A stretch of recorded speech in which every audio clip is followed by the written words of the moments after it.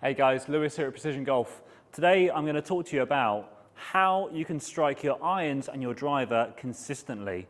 If you're someone who might go out and play one day, you strike your irons great, but you drive it poorly, and then you turn up the very next day and it's swapped the other way around. This is super common, but there's a fundamental reason why.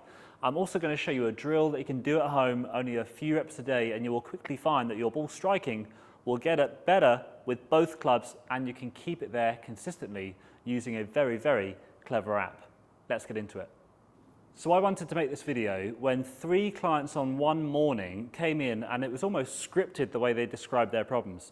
They all said, separate lessons, they all said, Lewis, I'm great up until a 7-iron, and then as soon as I pass through that threshold and I go into a 6-iron or longer, the ball striking doesn't feel as good. I start to find I hit the ground an awful lot more, and at the minute, driver is staying in the bag. Now, the very common number, the most common denominator with all of those lessons is that the swing plane value is too steep. Now, if you have the opposite problem, if you're driving it great but you can't wedge it very well, it's usually, and I mean 80% plus of the time, that number is too shallow. So what does swing plane mean? Very quickly, a 90-degree swing plane would be swung like this, which obviously we don't swing like. Okay, 0 would be like this. So the sweet spot is swinging parallel to the ground. Now, in our setup, these irons and drivers all pitch at a particular angle. If I've got a much longer club, if I gave you a 40-foot long driver and I teed the ball up waist high, you can imagine your swing plane would almost become completely flat. And this is often a sign of really good quality ball strikers. They're very good at A, hitting down when they need to hit down and hitting up when they need to hit up. But primarily for this video, they are very good at adjusting their swing plane, whether they need to take it steeper or flatter relative to their club they're using and the lie they're on. So what I thought I'd do is just hit a quick 8-iron and show you where the swing plane should be. So an overly flat swing plane would be somewhere around here, where the club is overly flat in its swing, versus the steeper swing plane would be that club moving more vertically. So this should be around the 60 mark. I tend to get a little bit underneath plane, so I might be a little bit lower, but let's see what we can do. Hit that really nicely. I think that'll be pretty close. 60.3. So I'm bang on the swing plane. I've got this lovely feel through the turf, so it wasn't too thick in ground strike, and I absolutely flushed it. Now, why is the amount of turf we catch significant? Well, typically, when people get above plane and they're swinging overly steep, the low point can get driven deeper. So that's why you experience the heavy shots when the shaft gets longer, because now you're using a longer shafted club and probably not making the space in your setup for that longer shaft, and now running out of room. So you'll find you kind of get this high toe type strike with your irons, and maybe occasionally roof your driver. So now let's try this with the driver. The driver should be swinging at an angle of around 45 degrees. Again, I get a little bit shallow, so I'm usually a little bit underneath that, but let's see if I can move that 60 number down. Now, obviously, the ball is elevated off the tee peg and the shaft is longer, so I can't swing at a 60-degree swing plane. If I keep that number the same, then I'm definitely going to probably hit some ground with the driver, big no-go, and I'm going to struggle with the odd roof. So I need to feel that arc get shallower and swing more around me for the driver than I would do for that 8-iron. So let's see if I can just get that swing plane in a good spot.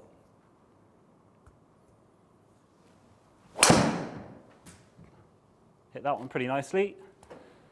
So 46.7, okay?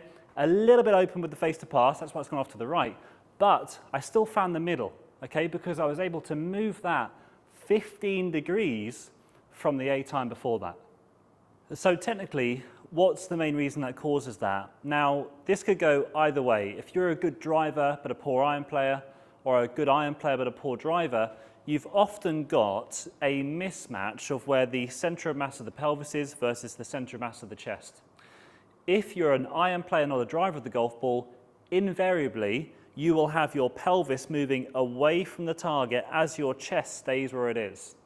The reason why this makes the iron play not so bad is because As you then start to rotate around that spine angle leaning towards target, it would usually cause very high hands at the top. So if you don't slide and recover and you work down this way, you are going to steepen your swing plane and therefore hit the shorter irons really well but drive it poorly.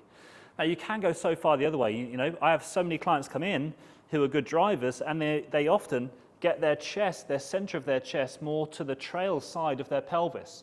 So they create a spine angle which is away from target. Why does that affect the irons?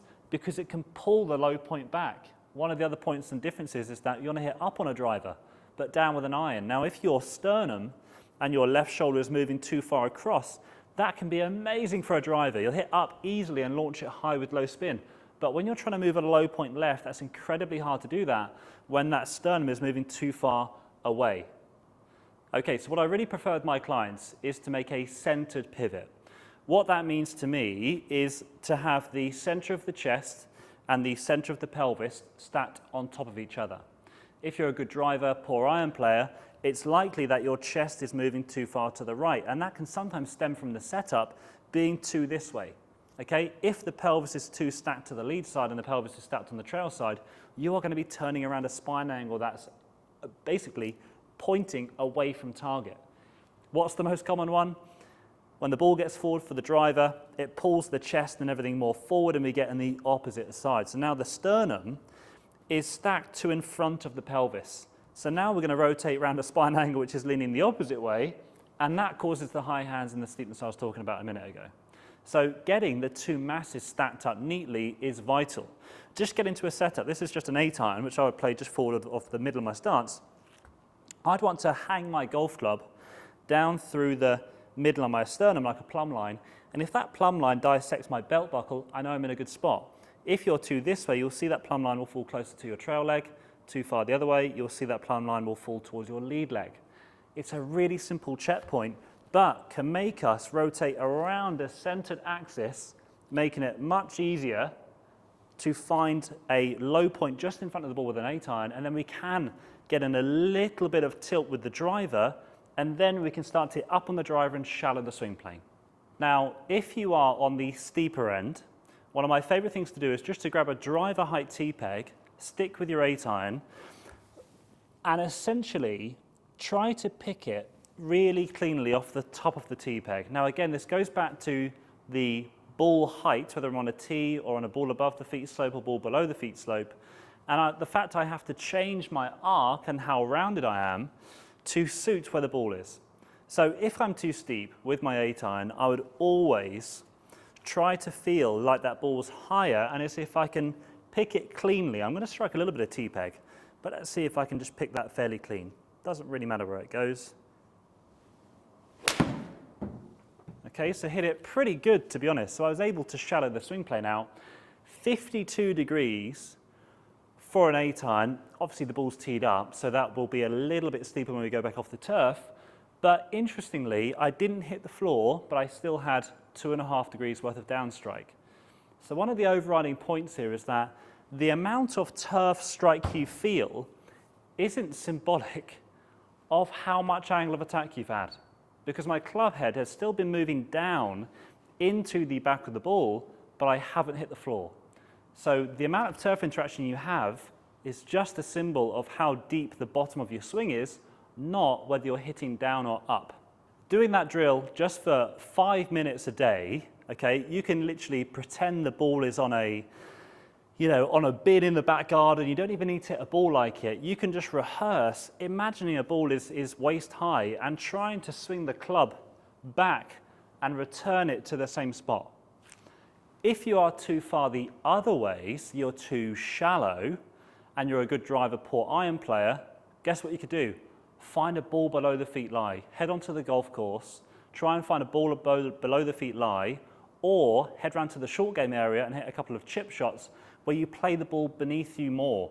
That would encourage you to swing more steeply and take it much straighter up and down rather than overly shallowing the arc.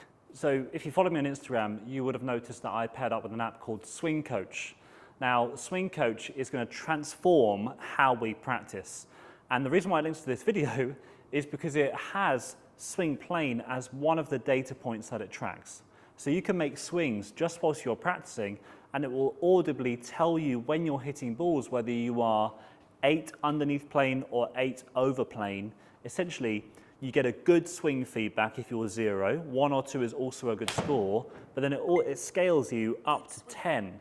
So if you're a 10 above plane, it means you're incredibly steep. 10 below plane, incredibly shallow. And it gives you that voice feedback, so it really tells you whether you're in the right place. One of the best ways to make sure you play your best golf is to do it by feel. You don't want to be full of loads of different swing thoughts, but I've practiced on this for the last kind of 2 months, and it's made such a difference because it's just giving you that quick, snappy feedback on every single shot. So I'll put the link to the app in the description box below. I'll try and put a barcode somewhere around here.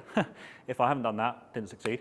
But if you give the app a try, you get a 2-week free trial, and honestly, you will see yourself getting on plane and maintaining being on plane really, really quickly. Okay guys, thanks for joining me in this video. I hope it helps, I hope it clears up one of the reasons why you'll either be flirting with good iron play, poor driving, or vice versa. Give the drill a try, drop a note in the comments box below, and just let me know how you get on with that drill. If you get any questions, just give me a shout, and I will look forward to seeing you in the next video. Take it easy.